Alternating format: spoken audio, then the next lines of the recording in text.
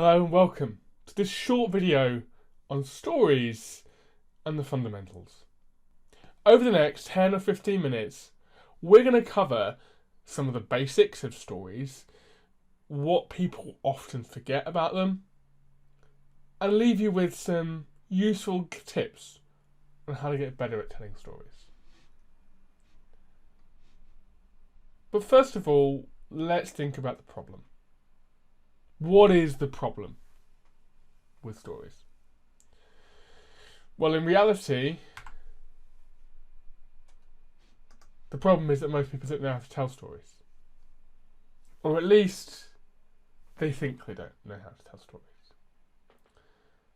Now, the reason for this is because we talk about storytelling a lot. It's a big buzzword. We hear about how to tell better stories, how to use storytelling in our presentations, in our demos. But what we often miss is what are the actual fundamentals of stories themselves. What do we mean by a story? And that's what we're going to get into. So what do we actually mean by story? When we say the word story, what is it? Well, stories are many things.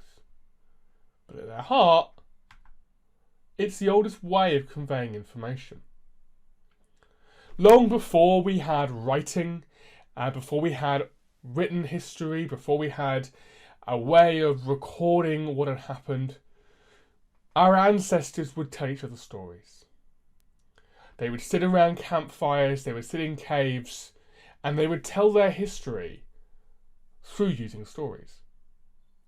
It's something we still do now. Think about when you sit with an older relative and they tell you about their life. They're not telling you, there's information bluntly. They're not writing it down and giving it to you in a memoir. They're telling you a story. They're telling you about what they've lived through. And it's the oldest way that we've done it, and it's how we continue to do it. We all do it. Every day. It's the thing that we do when we're having conversations. When we're coming home from work, talking to our other halves about what our day's been like. Or at the start of the day when we're arriving in the office. How was your weekend? What did you get up to? Oh, we went and did this. All of those are stories that we tell. But we often forget that what we're actually doing in that moment is telling a story. We just think we're talking about what we've been up to. But we're conveying information in a way that we probably all are guilty of embellishing from time to time, maybe adding in a few more details. Maybe we say that thing that we wish we said in the moment. Hey, you know what? He said that, but I said this. We make ourselves sound a little bit better. But that's what stories are all about. They're about conveying the best version of ourselves, the best version of what happened. It's not a narrative, and this is where we often get confused.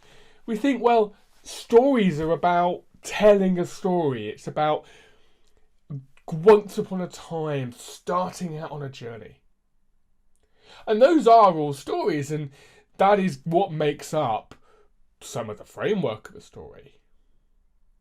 But that isn't what the point of it is. When we tell someone about a really funny thing that happened at the weekend and how we were actually the person that made that thing happen, we're sending a subtle message. We're saying, hey, you know what? I'm a funny person.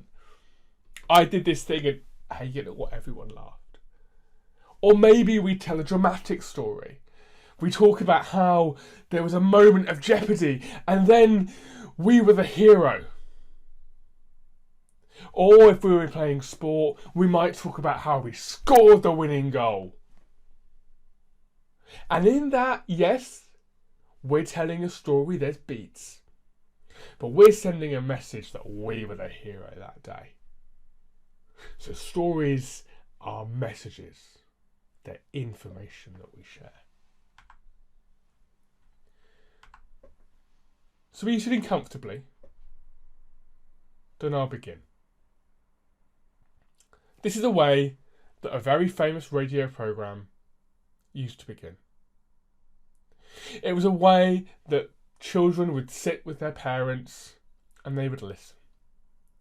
They would hear stories of wonder. They would hear stories of amazing things. But it's important that we're getting comfortable with telling stories. It's important that you feel comfortable in your own place. It's important that the person you're speaking to feels comfortable. Because stories are a way, as I said, of conveying information, of giving over a message. But in order for them to be effective, we have to be giving them to an audience that is receptive. We've got to make sure that they're sitting comfortably. And we have always been in that situation where we're maybe getting caught by the person we'd rather not spend time with.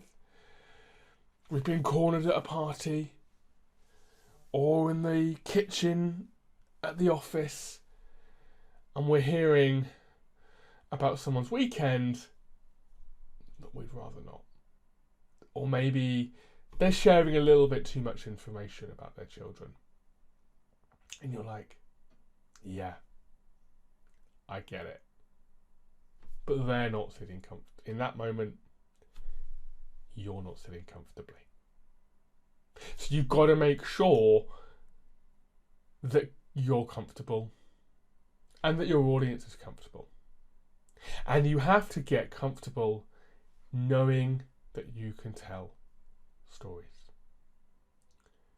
But crucially, when you're telling stories, there's a really important thing to remember. And I've already mentioned it. I've already foreshadowed what I'm about to share. And that is that we tell stories when we're the victor. History is always told by the victor. It's told by the person who came out on top. It's told by the person who was successful. We don't like to tell stories of failure, and that's okay. But the lesson as well, in the way that history, as a history of the world, has been told to us, is to remember that we're never looking at just one source of information. We're never getting our history from just one perspective. Even if we're using a primary source, somebody who is telling us that information, somebody who was there in the moment, they were at the game, they witnessed it happen. Even the story they're telling us is going to be one from their perspective of victory, but also it's going to be one that's a combination of stories. So when we talk about history, we all know that, kind of what happened maybe, and the further back you go, the more myth, the more legend has become entangled in this story that we now tell, this history that we have. The inherent biases have kind of come through. And we talk about forgotten history. Things that were not included, things that were not part of that main story that's been told. But what we can learn from that is that stories are a collage. They are not individual perspectives that we've witnessed. They are a collage of different perspectives that we have crafted into the way that is most compelling to our audience. We're now telling it in a way that's conveying that information. When we talk about how we scored the winning goal, we may not have realised just how close the opponent was to us. Because we didn't know that in the moment, because we were purely focused on scoring the goal. But afterwards, we've seen a video, someone's told us, they've gone, oh my goodness, they were so close to you. And then we've kicked it over the line and won. But then, you know what? That becomes a part of our story. It strengthens our message. And it means that we're more convincing when we tell it. So stories are amalgamations. They're collages. They're ways of bringing together different strings, different perspectives to bring them into one version. And the version where you were successful.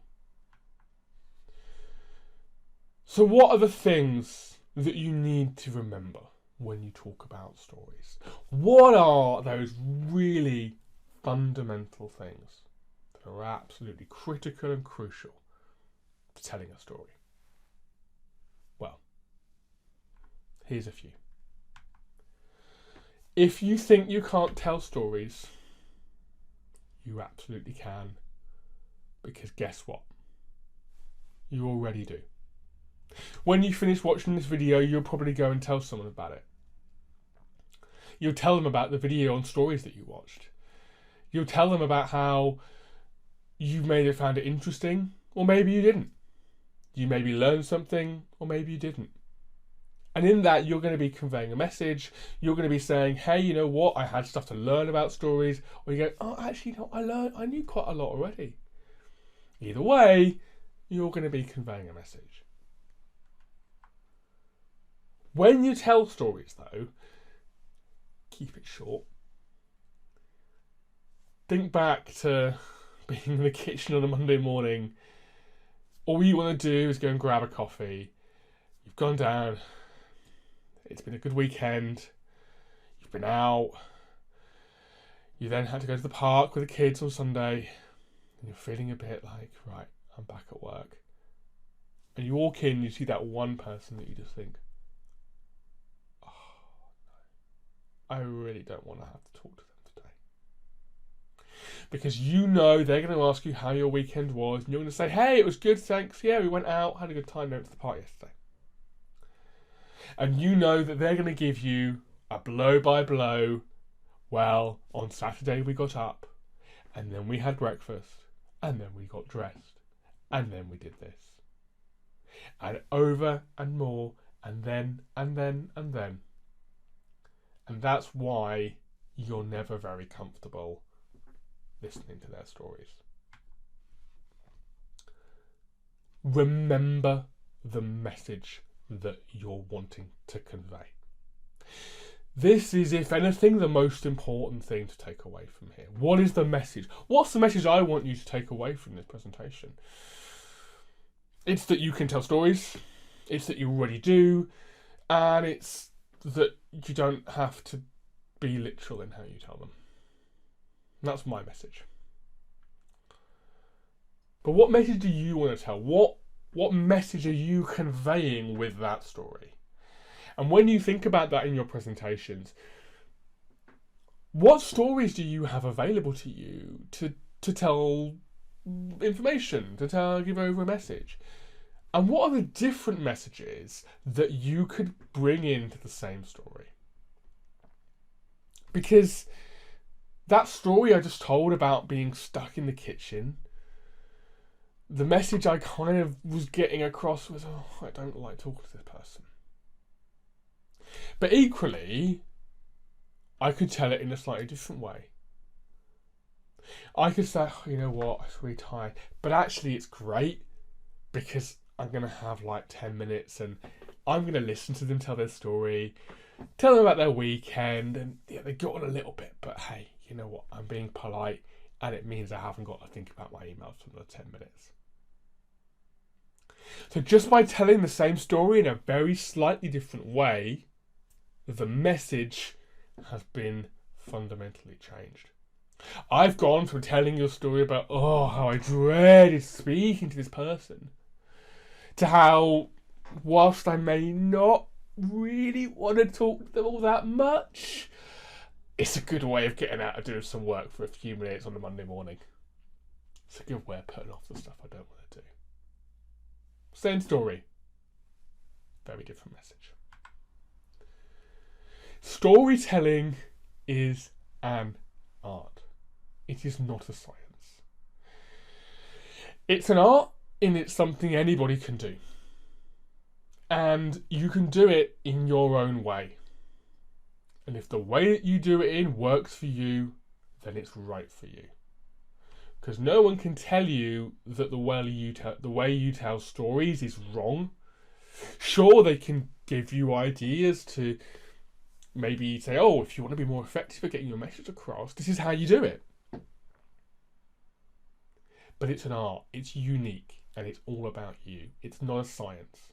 It's not based in fact and reason and provability.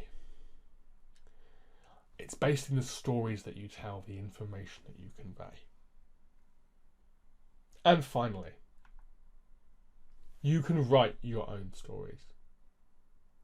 You can come up with your own stories. Now, it's quite likely that you're going to have many experiences that when you're out giving a presentation or giving a demonstration of a product, if you're selling it, you're going to have some relatable stories, some things and little tidbits that people have told you, but they may not be 100% yours. But guess what? Tell your own version of it. Write your own story. Take those core bits of information and roll them into your own story. Change it, adapt it, be flexible. Because we all tell stories every day, and whilst many people maybe don't really know how to tell them, the reality is we do it anyway. So it's not something that you've got to go and learn, it's just something you've got to practice.